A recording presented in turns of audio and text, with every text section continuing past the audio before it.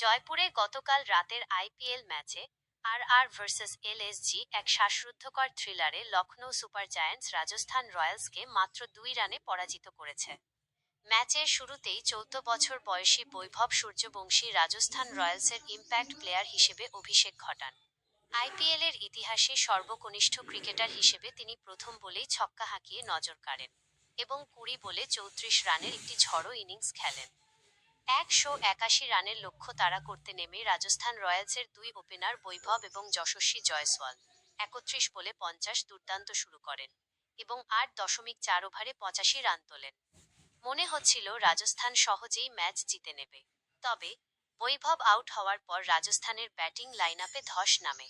নীতিশ রানা দ্রুত আউট হন এবং যশস্বী 74 রান করে প্যাভিলিয়নে ফেরেন।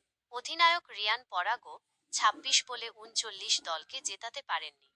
শেষ ওভারে রাজস্থানের জয়ের জন্য 9 রান প্রয়োজন ছিল, কিন্তু লখনৌয়ের বোলার আবেশ খান দুর্দান্ত বোলিং করে মাত্র 6 রান দেন এবং সিমরন হেটমায়ারের গুরুত্বপূর্ণ উইকেটটি তুলে নেন।